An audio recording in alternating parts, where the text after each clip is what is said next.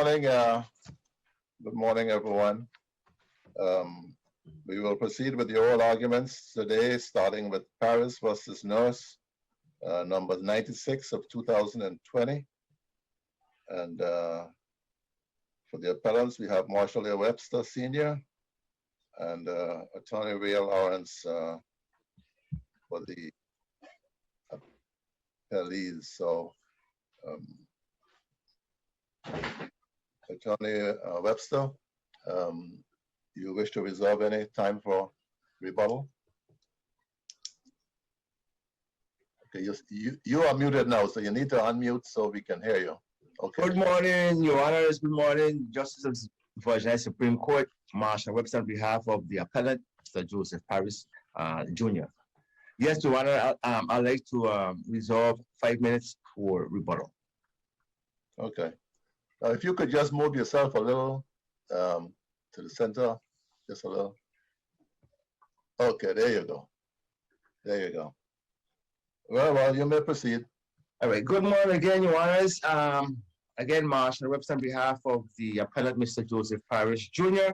This is a case where two individuals got into a physical altercation with machetes, in fact, and both of them were injured as a result. Mr. Paris, of course, was arrested and charged with a crime. It did not result in his conviction. The case was dismissed in February, I believe, of 2015. However, Mr. Nurse, who is the appellee in this case, he brought a case against Mr. Paris about maybe 4 or 5 days before the applicable statute of limitation expired, which would have been in, I believe, was January of 2014, but did not serve the complaint on Mr. Paris until the expiration of the statute of limitation. Less than 20 days, Mr. Paris filed an answer and a counterclaim against Mr. Norse, claiming that Mr. Norse was the aggressor and the attacker in the altercation, the physical altercation that they had. And of course, the defendant, Mr. Norse, filed a motion to dismiss on the basis of the statute of limitation. And of course, Mr. Paris replied, opposed that, and the lower court, the trial court, dismissed the action on the basis of the statute of limitation, and the appeal was taken from there, from that dismissal. And our position is, and it's set forth in our brief, that, and we rely on the case of James versus Antilles Gas, which is a case in 2020, was decided by Justice Cabret, I believe, which was sitting as Superior Court judge. It's a review that long before Banks, Justice Cabret was undertaking Banks analysis, and we believe that the analysis and the rationale in the James case is applicable here to this case, and in that, you know, as it said in James, beg the court's indulgence.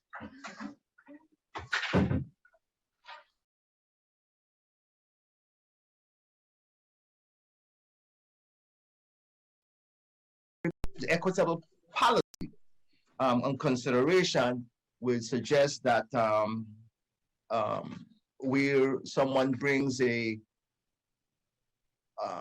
claim against another party, where the party has a counterclaim, which is a compulsive counterclaim, compulsory counterclaim, and the person was served outside the statute of limitation, that is fair and just for the defendant to be able to assert his counterclaim. Of course, to have a complete resolution of the issues.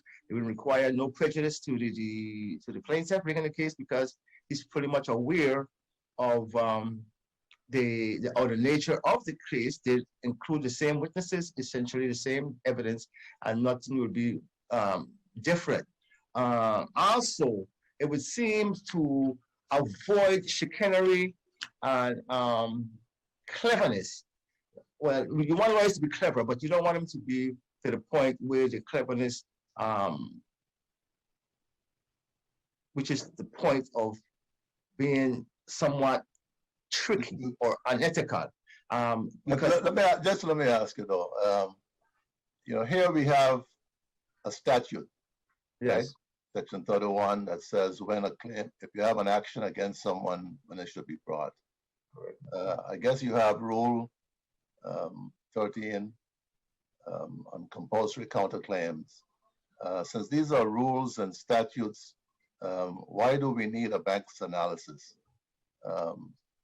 Should this really be statutory interpretation? And maybe in interpreting the statutes, we probably look to what other similar statutes are. If we interpret a rule, since came from the federal rules, look how courts have resolved it. But why do we need to go through a bank's analysis to come up with an interpretation of a statute? We're talking about Virgin Islands coming out with this particular issue, and as Justice Cabret noticed and noted in James, there is a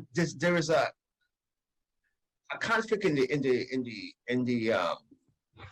courts concerning whether or not someone would have the statute of limitation is told when someone files such a claim and the other person has a compulsory counterclaim. And attorney, there is the majority view and the minority view. Correct, that's true. Am I correct that your view of allowing a counterclaim after the statute of limitation has expired, particularly when you had notice from day one of the incident that your time started running? This is not a matter of equitable tolling. This is not a matter of notice you didn't know before. You know your cause of action arose on the day of the incident, and you could have proceeded and filed your own case against the opposing side. But you did not do so until after the opposing side had filed something against you. But am I correct that your viewpoint is the minority view, attorney? No, it's the majority view. It's the majority. Oh yeah. If I may, Attorney Webster, have you surveyed the law since Antilles was written? I did. There were not a lot of cases that dealt with it on point. I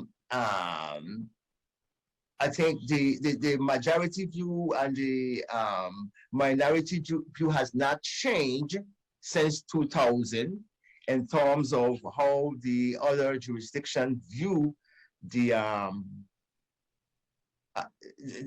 issue. I want to say that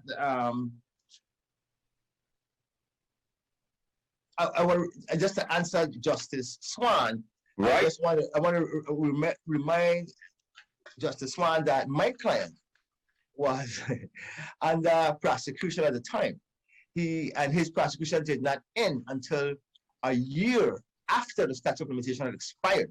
And so, yes, my client was not merely concerned about bringing a lawsuit, even though he had the right to do it at the particular time. Well, but there was no impediment for him bringing that lawsuit within the statute of limitation. The fact that he's being tried or he's being charged on a criminal statute with a different party vis-a-vis the people of the Virgin Islands, what precluded or prevented him from going ahead and filing his own case against this gentleman that he said attacked him with a machete and injured him and inflict upon him personal injuries? Right. Nothing precluded him except his right to remain silent under the Constitution of the United States. What about filing the case and asking for it to be held in abeyance until such time as the resolution of his criminal case? That's a possibility. Could he have done that in order to meet the statute of limitation? I'm sure he could have done that and asked the court to hold back on his discovery until the resolution of the criminal case. But then again, you don't know when that is going to be. Anyway, it was resolved favorably. It was dismissed with prejudice. So that was fine. But the question, when the plaintiff brought the suit, and from the plaintiff's own conduct, you could see that they knew the statute of limitation would become an issue. So they filed the case before the expiration of the statute and waited until after the expiration of statute of limitation to file the cause of action again to solve Mr. Paris with the summons and complaint. So what was wrong with that? Is there anything illegal about that? It's not illegal, but the question is whether you Is it not consistent with the rules that they filed before the statute of limitation expired? The question You could have is, done the same thing too on behalf of your client and asked for it to be held in abeyance pending the resolution of the criminal case. I understand that, but but most times when we talk about tolling, I have seen a lot of things about well, I didn't have notice of the cause of action that I had, when the doctor left the scissors in my intestine and I discovered it 6 years later. Then you say, well, that's when the statute of limitation was start to run because that's when I have notice. Or where is equity? Equity says that I should be allowed to come in under because of extraordinary circumstances. But do we have any extraordinary circumstances in this case wherein that we have a statute of limitation, a statute? Rule 13 is a rule. Rule 13 is a rule. But we're talking about a statute of limitation. And there is a rational basis for having statutes of limitation to prevent the people's stale claims. And I see, and the experts agree with that. And you have the more minority view, and you have Wright and Miller majority view of how it's treated. And I believe that for the benefit of, I think the sounder rule for our jurisdiction is the majority view, which says that if you bring a claim,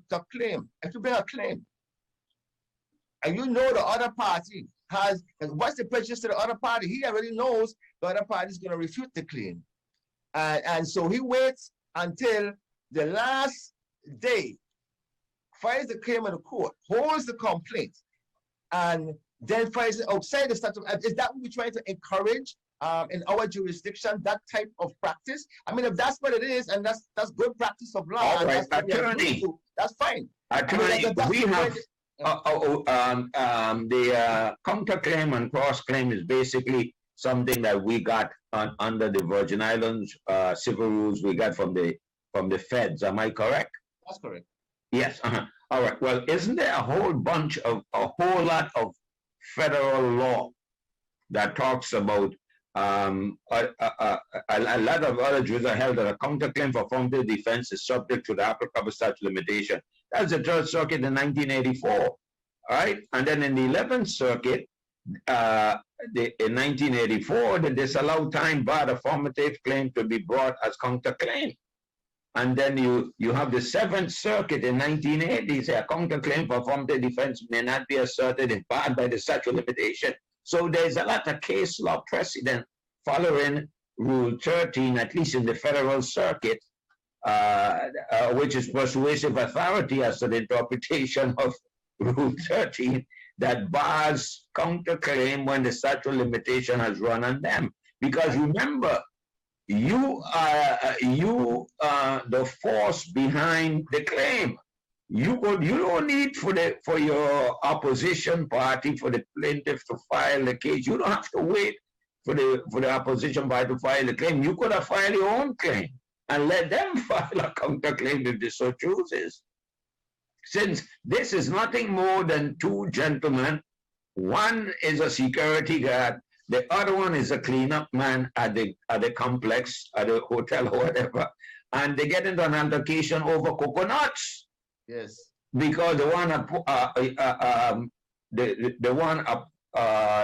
worker accused the security guard of wanting to take the coconuts. But so then somehow or the other, it seemed to me as if the guy chopping the coconut. Am I correct that he was your client? Yes, he was. Yes, okay. Your client is the one that's chopping the coconut. Of the security guard who's there to do security and your client who is chopping coconut, who would have the cutlass? The security guy in the vehicle in the back of the trunk. That's why he went to the trunk of the car. but you chopping coconut. You act like it's there to clean up chopping coconut and he get annoyed because the security guard want to get some free coconuts. And the question is, who would most likely? I thought I think it was ridiculous. Yeah. I thought it was ridiculous. Okay. Yeah. You'll resolve anything you have for your rebuttal here. All right. Thank you very much. All right. Okay. Dr. Lawrence, you may proceed. Good morning, Rhea Lawrence on behalf of the appellee. I just wanted to start with a few things that was discussed by Attorney Webster. First of all, in this jurisdiction, plaintiffs don't have to anticipate affirmative defenses. And what Attorney Webster is propositioning is that now plaintiffs have to anticipate that somebody wants to file a counterclaim against them for affirmative relief. So I don't think that that proposition can be allowed when it comes to our well-developed law regarding what a plaintiff has to anticipate, first of all. Second of all, the plaintiff had 120 days from the filing to serve that complaint. That's the rules. People file complaints on the eve of statute of limitations all the time. It's a regular occurrence. And the idea that the plaintiff now has to deal with a counterclaim and be called trickery or they did it on purpose, everything was done in accordance to the rules. In fact, the complaint, I believe, was filed January 24, 2014. Instead of waiting the 120 days under the rules to serve, the complaint was actually served on February 13th, 2014. So the idea that the plaintiff was doing this in order to harm the defendant in some way, it's belied by the actual facts of the case. And with regard to prejudice, we have never looked at prejudice to the opposing party in the context of a statute of limitations. The statute of limitations always focuses on the person who had the claim, whether they exercised due diligence and in prosecuting the claim. And everyone, the appellant would have certainly known that he had a claim as of January 29, 2012, when the altercation occurred, but yet he did nothing. And he could have filed the complaint at any time before the complaint was filed by the appellee. And if the appellee then filed a complaint, we have— Oh, but he said that he didn't want to file it because apparently his client might have been charged with a criminal case that was pending, and he didn't want to have to say much or anything at all in that criminal case because of his Fifth Amendment right. But the question is, if he never, I don't think he asked for continuance or for that case to be held in abeyance pending the civil case, the resolution of the civil case. Courts stay those cases all the time. And he filed he was able to file the counterclaim in the Superior Court in response to the complaint that was filed. There was never any immediate motion to attempt to stay the case pending the resolution of the criminal matter that was already filed against him. So, we have procedural rules and laws that deal with these things.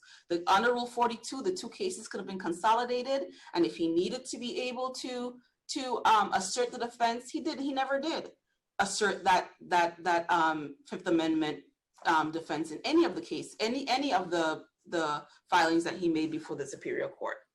Or could he have applied for speedy ask for a speedy trial?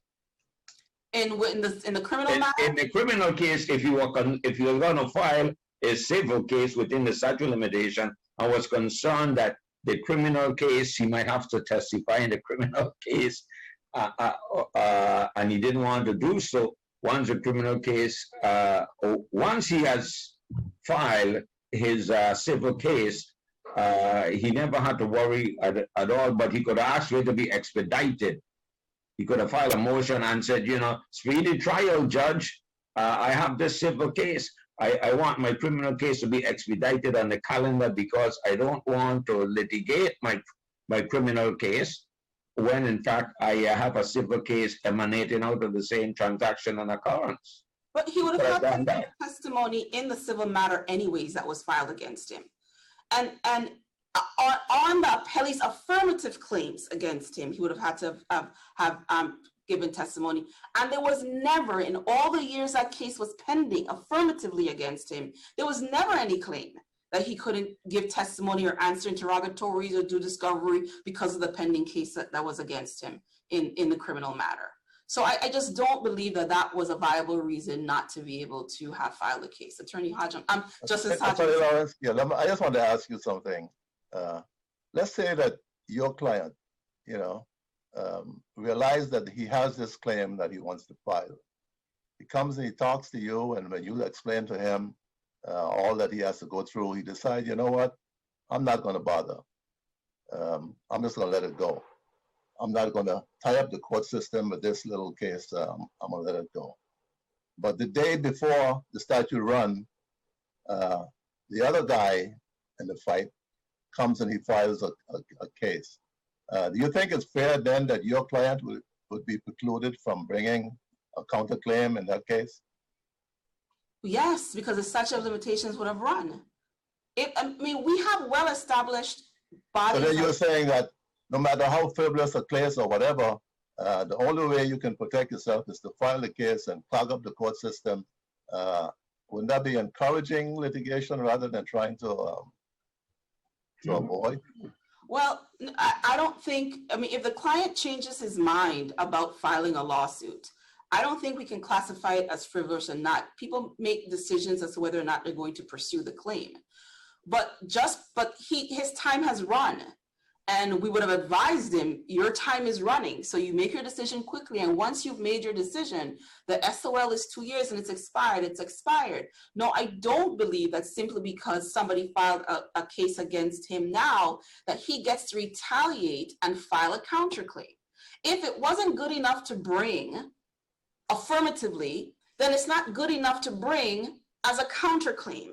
And I think what we're encouraging by adopting the rule that the appellant is advocating for is retaliatory claims. For instance, Mr. Nurses, the appellee's affirmative claims against the appellant have been dismissed. He let them go. And now he's not going to be subject to this suit that would only be possible if this court adopts a rule that the filing of a complaint automatically tolls the statute of limitations for a counterclaim, right? That's the only way. And I think there's some federal courts that use the relation back doctrine, which under Rule 13. And I don't know how they do that because Rule 13 has nothing in there about relation back. That's a Rule 15 doctrine. Okay, but how about the federal cases, I guess, and the education, disability, those IDEA cases, where the federal statute says that after an administrative proceeding, a person have a right to bring a civil action using the same terminology as used in the statute of limitations, section 31. That once that action is filed, when the city or the school board then files a counterclaim, that filing a counterclaim is really not filing an action. The action is already filed. Therefore, the statute is already told, so to speak.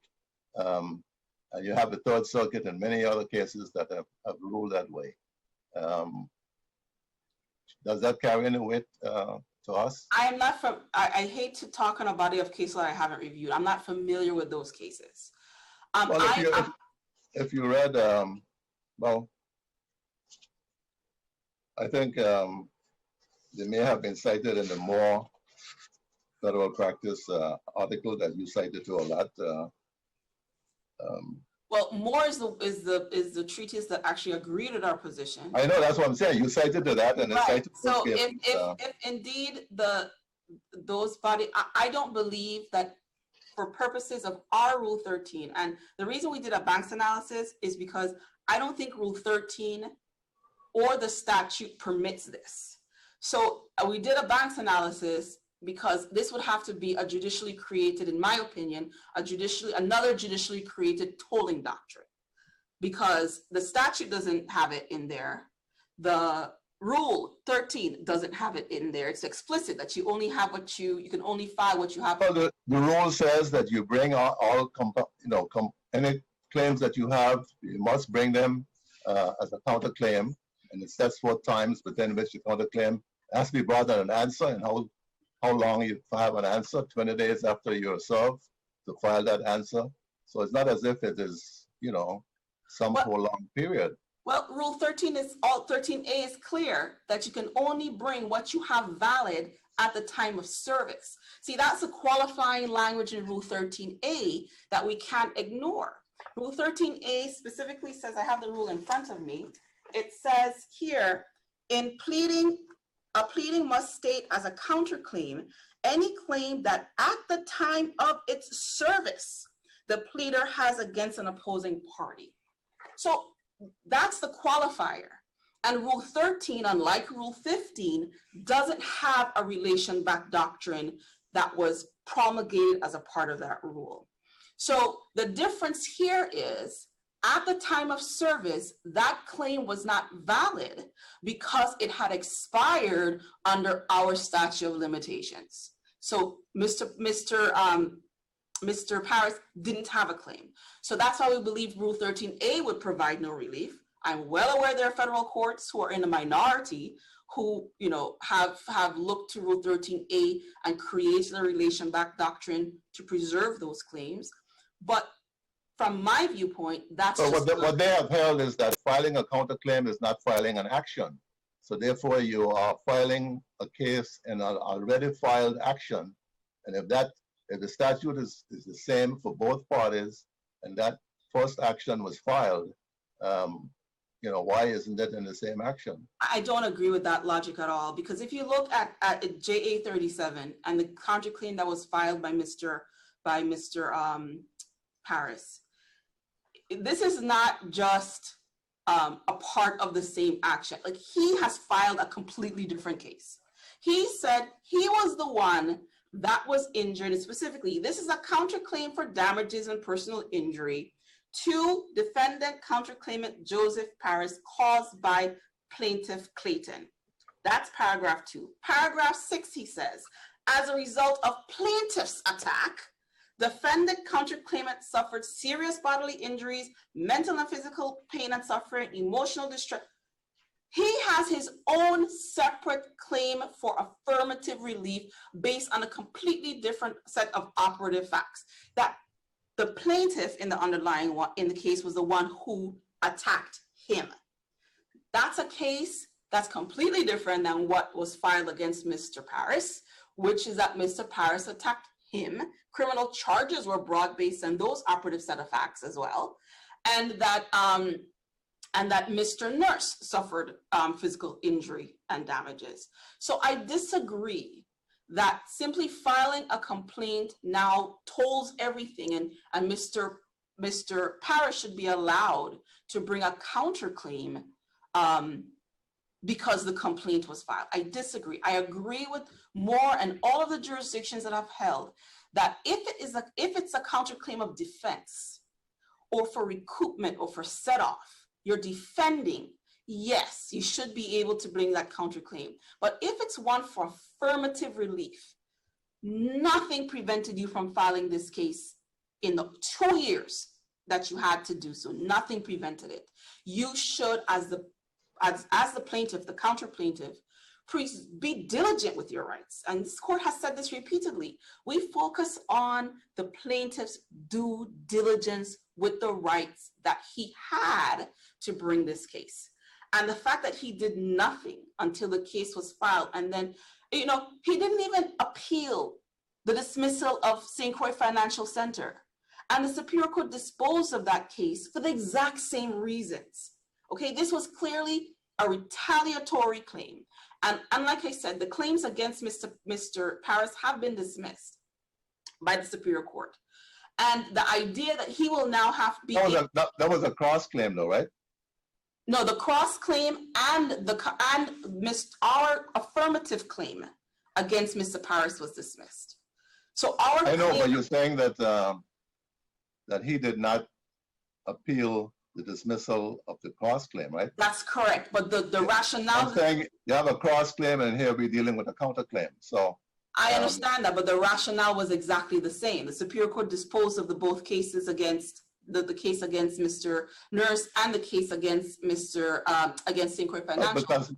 Because maybe there's a difference between counterclaiming against someone who was claimed against you and then filing a cross claim against somebody else. It may be, but the Superior Court used the same rationale. The statute of limitation. Yeah, he used the same rationale, but he didn't appeal that determination, even though the rationale was exactly the same. Yeah, but we are dealing here with a compulsory counterclaim as opposed to a cross claim, which a person have the option of bringing if they want. Yeah, and well, I mean, I see my time is expiring, but I think conceptually, I was struggling with how to articulate it, and I think it is in terms of prejudice. But the idea that the affirmative claims that are against Mr. Paris are gone. Mr. Nurse's affirmative claims against him are gone. That the original complaint has been dismissed. And he now gets to resurrect his counterclaim when the only way to get to that counterclaim and keep it alive would be to hook it to the original complaint that was filed. That's very prejudicial to the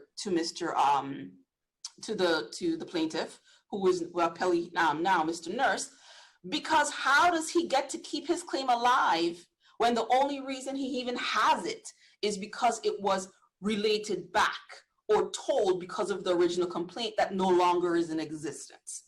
And I think we need to consider that. And this is why defensive claims are the ones that are preserved, because if the original complaint is gone, those defensive claims are no longer. And these affirmative claims for relief should not be allowed. Because if the original complaint is no longer, you should not be allowed to pursue this counterclaim that would have been barred because the statute of limitation has run. I see my time is concluded, unless you have any other questions. Familiar with the DC case that says that even though it didn't allow the affirmative, it found that it was a subjugation or whatever, and allowed it to stand for that purpose? I'm aware there's a body of law out there that have allowed these claims outside of recoupment and set off. It's there. No, I'm strictly in this particular case, King versus Balboa, the DC, which it basically was an assault and battery case, and it found that the affirmative defense was time barred, but it was still allowed because it could be used as a recoupment. Well, I am not familiar with the facts of that case right now at the top of my head, but there's nothing recoupment-ish about what was asserted by Mr. Paris. In this case, it says, for instance, defendant's assault counterclaim clearly rises from the same transaction or occurrence as the plaintiff's assault claim. It can therefore be viewed by the court as a valid recoupment defense. So that while it denies it as an affirmative claim under your theory, it also allowed it to remain as a recoupment. I guess under our statute with comparative fault, it would probably have the same thing, because the recoupment is to reduce your liability or your damages. So I don't know that it adds anything to our comparative fault claims. Well, I have looked at the counterclaim over and over, and I have read the same thing about the recoupment business. But when you look at JA37, and when you look at particularly paragraph 6, it is clear that this is almost like an initial action. He's asking for bodily injury damages, mental and physical pain and suffering, emotional distress, loss of enjoyment of life, loss of income, past, present, and future, and costly medical expenses. I mean, he has a shopping list that is consistent with somebody initiating a personal injury case. There's nothing recouping or set off or anything at all about paragraph 6 of this counterclaim. Nothing at all. I saw the same thing about recoupment and I just want to ask one last question. I know we're seriously over time here, but yeah, okay. and your argument on appeal, even though you're arguing for a bank's analysis, and the first prong of the bank's analysis is what the courts of the Virgin Islands have decided in the past. You seem to just disregard the James case completely, when that was the only case that directly addressed it before. So I'm just wondering why you felt that that if you really wanted a bank's analysis, you don't start and give credit to the fact that the only direct case to address this issue followed the majority view at the time, as stated in Wright and Miller, and accepted those reasons, and actually went through a bank's analysis, even though at the time we didn't have a bank's analysis. I'm just wondering why you just dispose of that, saying that no other case has followed it, so it's not precedent, it shouldn't be considered. Isn't that contrary to the bank's analysis, 3 elements? I don't believe that's what we did. We acknowledged the James case. We also acknowledged that it was a 1 VIC, reliance on 1 VIC section 4, although the majority and the minority view was identified. We also acknowledged the Hamed v. Yusuf case that discussed. That's totally, I discussed it, but that's totally a different issue. I understand that, but no, if it came across as being dismissed, that is not what we intended to do, because it is when we called it, we said it is the only case that has directly addressed the issue, and we also said, however, it remains an outlier in the jurisdiction because it has not been cited by other, it hasn't been taken up by either the district court or the superior court in other cases. And we went through all of it. But did any other case have an opportunity to directly address that same issue? Well, I mean, any reported cases, I don't know. You know, we always have a situation where you can have cases that are unreported. I don't know why you call it an outlier. I think that's why. Well, an outlier in the. It's the only case on point. So I think it should be the starting point under the bank's analysis. It is, and we did discuss it. Okay, thank you. Thank you, Attorney Webster. You got 5 minutes. I think the opinion will call it an outlier, but I want to say that if you read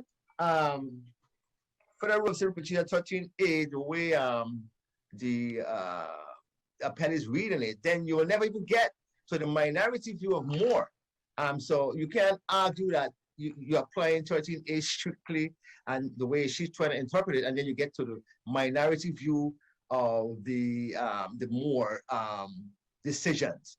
And we're going to start from the top now. Have you, as Justice Cabet asked earlier, have you looked at the more recent cases, and can you still say that the Moore's view is the minority view?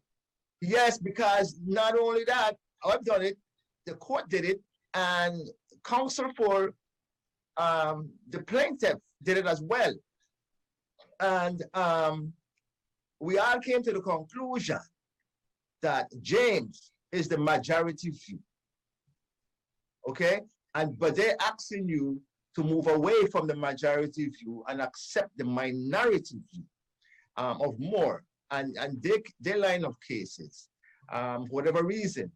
And she's also saying that if you involve in an accident with someone else and the person was speeding and he's accusing you of being negligent, that you can't bring an action against that person if he files the action the last day of the statute of limitation. You can't file a counterclaim because he's not saying that you can't file an action. You just have to file it within the statutory. I understand that, but the argument is that because your claim is for negligence and that person claim is for speeding, or person wasn't having a clear lookout, another person was speeding, then it makes it different.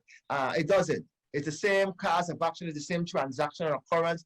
It just makes equitable sense that a party, and in this jurisdiction too, we like to resolve issues on the merits.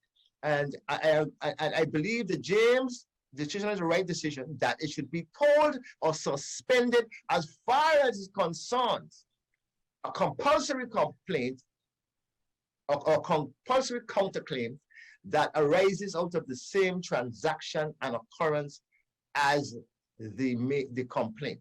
And that's all it's saying. And that's the majority view. They start out with the bank's analysis. I'm with them with the bank's analysis, but the bank says, hey, you know, what's the decisions in the past in this jurisdiction? Here we got James is the case. Okay. Well, let me ask you this, attorney.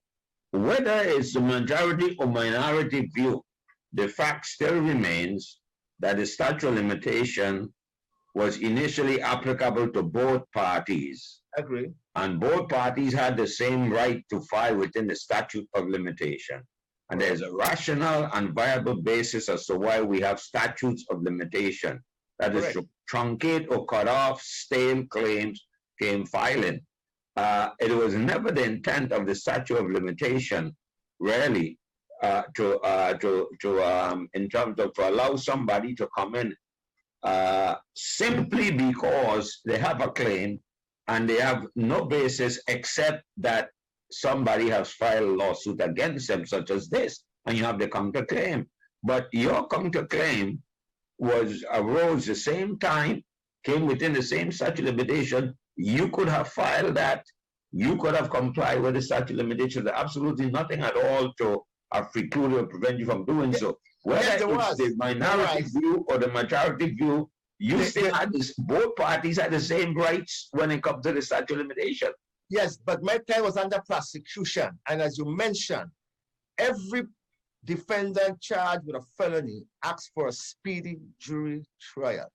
And when that's going to happen, nobody knows. Okay? Well, and so, Attorney, you could have gone ahead and filed your civil case and then file a motion and ask the court to stay it pending the resolution of the criminal case. Either the judge denies it and they have to compel to do discovery, then what happens? But there's nothing to prevent you from filing the case before even though you have a criminal case. I just ask for I understand that. There's nothing to prevent you from filing it, but there is prejudice to one who is being prosecuted for the same acts.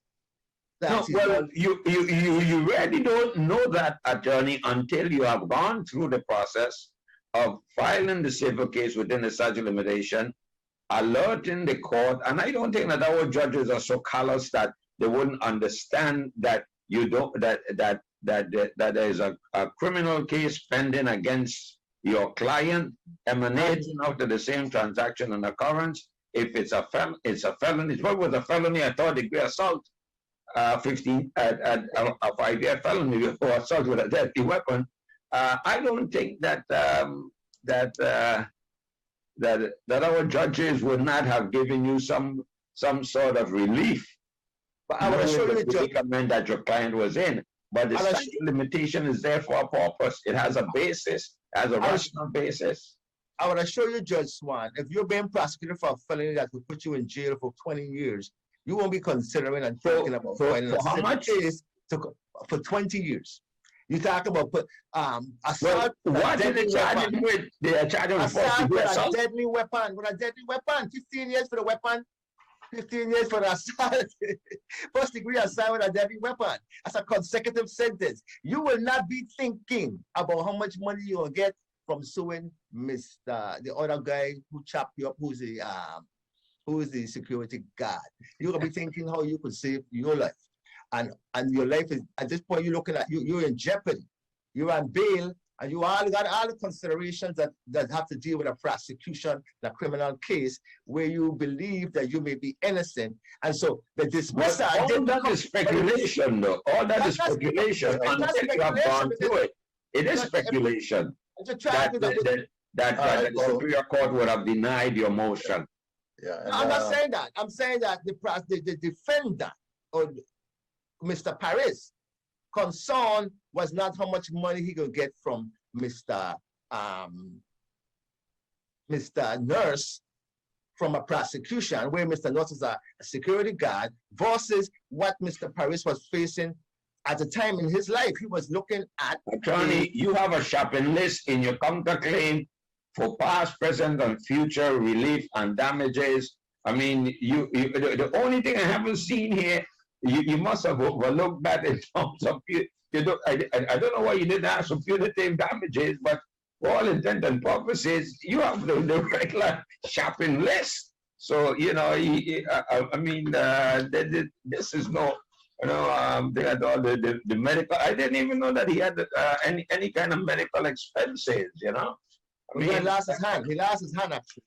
He lost his entire hand. And the criminal case was not dismissed because of the good nature of the prosecution. That took a lot of negotiation. Okay? It took a lot of work to get them to come so to it was the attorney then. It was a good, it was a good counseling of the counsel. Okay, Okay, thank you. Right, The matter is submitted. Thank you both.